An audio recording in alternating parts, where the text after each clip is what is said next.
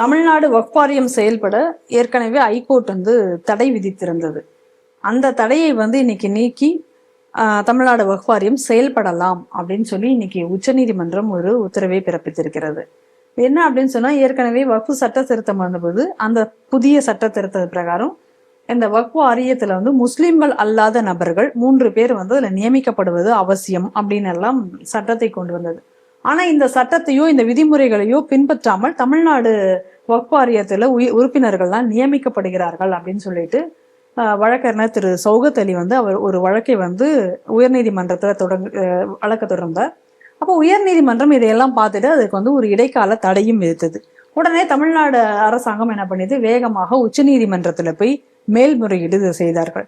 அப்ப அந்த மேல்முறையீடு வழக்கு அங்க வளர்ந்தபோது அதுல எப்பயும் போல வில்சன் அங்க ஆஜராகி அவர் தான் அங்க வாதாடி இருக்கார். அதுல அவர் சொல்லும் பொழுது ஏற்கனவே இதுல நாங்கள் 8 பேரை நியமனம் செய்து விட்டோம், இன்னும் 3 பேர் நாங்களை நியமிப்பதற்காக இருக்கிறோம்.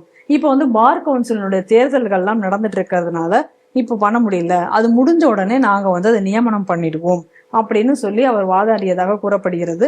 அதனால இதை ஏற்றுக்கொண்டு உச்சநீதிமன்றம் இப்போ இந்த இடைக்கால தடையை நீக்கி இருக்கிறதாக கூறுகிறார்கள். இப்போ எனக்கு இதுக்கு உச்ச நீதிமன்றத்தை என்ன சொல்ல போயாச்சுன்னா, ஃபுல் பெஞ்ச் வேற இது தீர்ப்பு கொடுத்துருக்கு.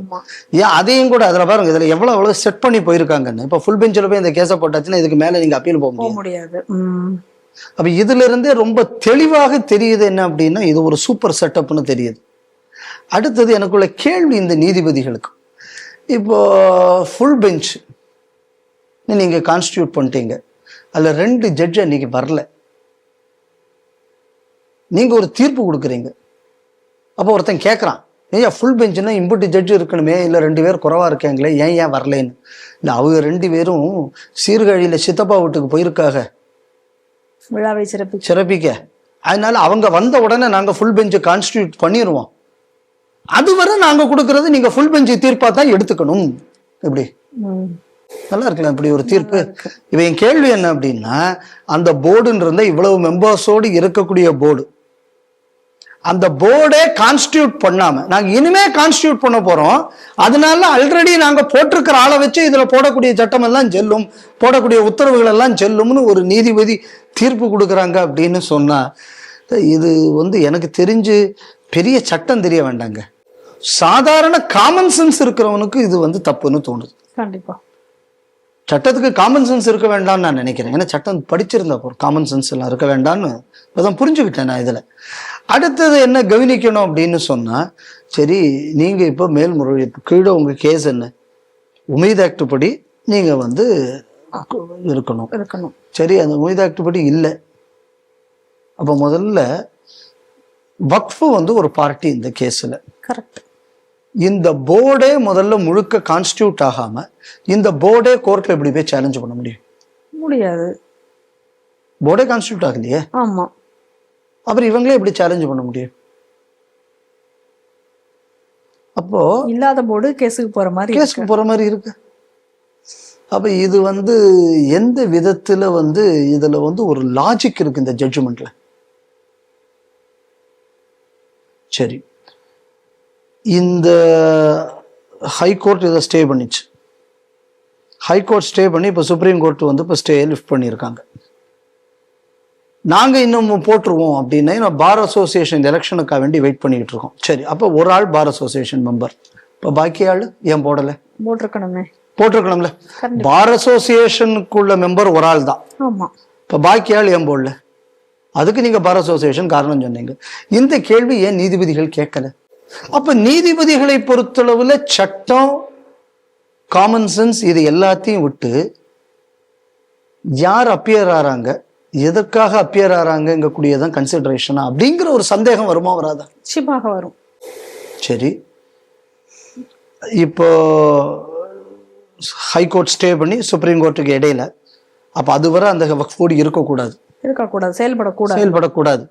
ஆனா ஹைகோர்ட் ஸ்டே பண்ணதுக்கு அப்புறமும் இந்த வக்ஃப் வாரிய கூட்டம் என்பது இந்த மெம்பர்ஸ் நடத்தியிருக்காங்களே, அப்போ ஹைகோர்ட் சட்டத்தை இவர்கள், ஹைகோர்ட்ல போட்ட உத்தரவை இவர்கள் மீறி இருக்கிறார்கள்ங்கிறது தெளிவாகுது. அப்ப இந்த விஷயம் சுப்ரீம் கோர்ட்டுக்கு ஏன் கவனிக்கல? கண்டெம்ட் இல்லையா? கண்டெம்ட் இல்லையா? அப்போ ஒரு கண்டெம்ட்டை வந்து சுப்ரீம் கோர்ட் அலோவ் பண்றதா? அப்ப எப்படிங்க நீதிமன்றத்துக்கு மேல நம்பிக்கை வரும்? அப்ப நீதிமன்றங்கள் வந்து ஒரு நியாயமான முறையில் தான் நடக்கிறது அப்படிங்கக்கூடிய நம்பிக்கை ஒரு சாதாரண மனுஷனுக்கு எப்படி வரும்? அதனால இந்த தீர்ப்பு எப்படின்னா, இப்ப பாருங்க, இந்த ஃபுல் பெஞ்சை வச்சு போட்டதுனால நீங்க நீ மேல அப்பீலும் போக முடியாது. இப்ப 6 வாரத்துக்குள்ள நீங்க வந்து அறிக்கை தாக்கல் செய்யணும். ஆமா, யாரெல்லாம் நியமனம் பண்றீங்களோ அறிக்கை தாக்கல். அறிக்கை எல்லாம் சரி, 6 வாரம் கழிஞ்சு நீங்க என்ன பண்ணுங்க, இன்னொருக்கு போய் டைம் வாங்க போறீங்க. அவ்வளவுதானே. திருப்பி இந்த கான்ஸ்டிடியூஷன் பெஞ்ச் இல்ல, நீ உடனே எனக்கு இதை செய்தே யாருன்னு இந்த ஜட்ஜுகள் சொல்ல போறாங்களா? சொல்ல போறதே இல்லை. அப்ப ஒரு மத்திய, அதாவது இந்தியாவின் பாராளுமன்றம் ஒரு சட்டத்தை ஏற்படுத்துகிறது. அந்த சட்டத்தை ஒரு மாநிலம் மதிக்க மாட்டேங்குது. அந்த மாநிலம் மதிக்காமல் இருப்பதற்கு சுப்ரீம் கோர்ட் உதவி செய்கிறது அப்படின்னு சொன்னா, இன்னைக்கு பாராளுமன்றத்தில் இயற்றப்பட்ட சட்டத்தை மதிக்காமல் தீர்ப்பு கொடுப்போம் அப்படின்னு சொல்லி இன்னைக்கு அன்கான்ஸ்டிடியூஷனலா நீதிமன்றம் செயல்பட்டு இருக்கிறதுன்னு நம்ம இதை எடுத்துக்க முடியுமா? அப்படிதானே எடுத்துக்கணும். பார்க்க முடியும். நீங்க பல விதத்துக்கு என்னெல்லாமோ நியாயங்கள்லாம் பேசுறீங்களே,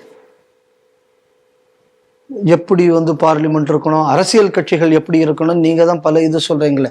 ரெண்டாவது வந்து எல்லாத்தையும் ஜுடிஷியரி, எக்ஸிக்யூட்டிவ் இதெல்லாம் ஈக்குவல் பவர் வாய்ந்தது, ஒண்ணுக்குள்ள ஒண்ணு டிரான்ஸ்கர்ஸ் ஆகக்கூடாது, இதெல்லாம் இவங்க எதனா வியாக்கியானம் எல்லாம் சொல்லுவாங்க. இப்ப இந்த வியாக்கியான படனத்துல இப்ப நீங்க பண்ணியிருக்கிறது. அதனால நீதிமன்றம் அதன் மாண்பை இழந்து வருகிறது இந்த மாதிரியான தீர்ப்புகளை வைத்து என்பதை நாம் புரிந்து கொள்ள வேண்டும். நீதிபதிகள் இந்த வீடியோவை எப்படியும் போலீஸ் டிபார்ட்மெண்ட்ல பார்ப்பாங்க. தயவுசெய்து இதை நோட் போட்டு இருக்கிற ஜட்ஜுகளுக்கெல்லாம் கொஞ்சம் அனுப்பி விட்டீங்கன்னா, பொதுமக்களும் உங்களை கவனித்து கொண்டுதான் இருக்கிறார்கள் அப்படிங்கக்கூடிய செய்தி அவர்களுக்கு போகும். அதனால இந்த உதவியை போலீஸ்காரங்கள்லாம் செய்யும்படி தாழ்மையுடன் கேட்டுக்கொள்கிறேன்.